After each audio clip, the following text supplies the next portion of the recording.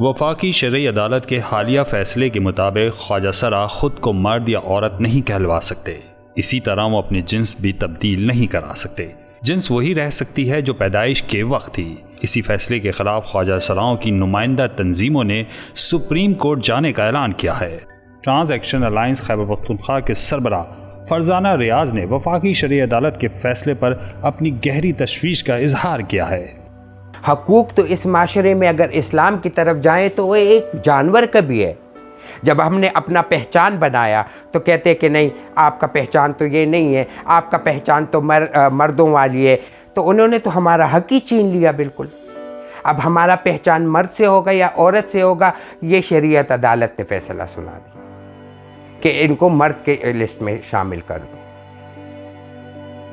خواجہ سراؤں کے حقوق کے لیے کام کرنے والے سماجی ادارے کے سربراہ قمر نسیم کے مطابق ایکٹ کو کالعدم قرار دینے سے خواجہ سراؤں کے حقوق ختم نہیں ہوتے.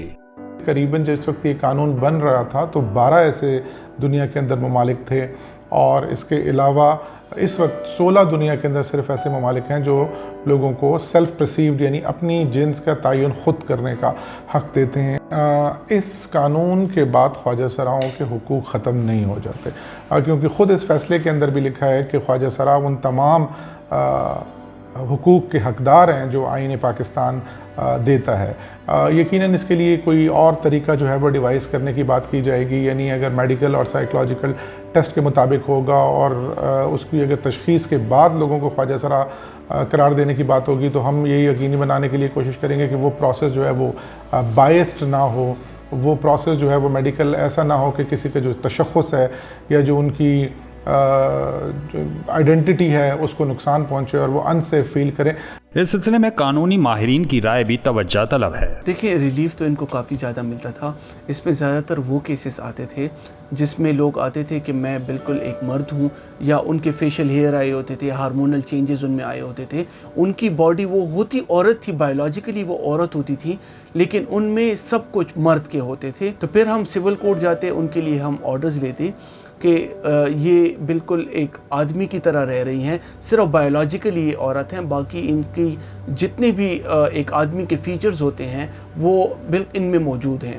تو عدالت ان کے لیے آرڈر کرتی ہے اور ان کے شناختی کارڈ وغیرہ میں ٹرانسجنڈر آ جاتا, بجائے اس کے کہ وہ ایک عورت کی طرح رجسٹر ہوتی. ابھی ان کے پاس سب سے اچھی ریمیڈی یہ ہے کہ اپیل میں یہ جائیں سپریم کورٹ, جو ایپلیٹ باڈی ہے فیڈرل شریعت کورٹ کی, شریعت ایپلیٹ بینچ جسے ہم کہتے ہیں, تو وہ اس کو دیکھ سکتی ہے کہ آیا یہ ججمنٹ ٹھیک ہے کہ نہیں ہے.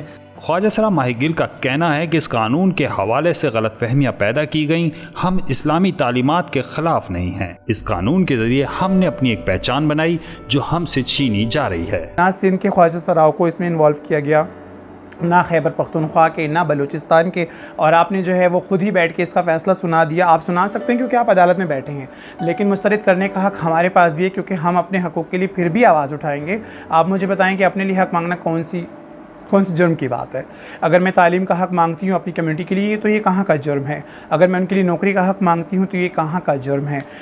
باقی چیزیں اگر آپ لوگ بیچ میں سوسائٹی کے پریشر کی وجہ سے لاتے ہیں یا اس چیز کو آپ لوگ ایجنڈا بناتے ہیں بالکل مسترد کرنے کا یا بالکل جو ہے وہ ختم کرنے کا, تو یہ چیز ہمارے حقوق کے اوپر ایک سوالیہ نشان ہے کہ ہم گورنمنٹ کے لیے, پاکستانی گورنمنٹ کے لیے ٹرانسجنڈر جو ہے وہ کوئی معنی نہیں رکھتا. وفاقی شرعی عدالت کے فیصلے پر خواجہ سراؤں نے سخت رد عمل کا اظہار کیا ہے. ان کا کہنا ہے کہ وہ اپنے آئینی اور قانونی حقوق کے تحفظ کے لیے نہ صرف سپریم کورٹ کا دروازہ کھٹکھٹائیں گے بلکہ اس کے خلاف سڑکوں پر نکل کر بھرپور احتجاج بھی کریں گے.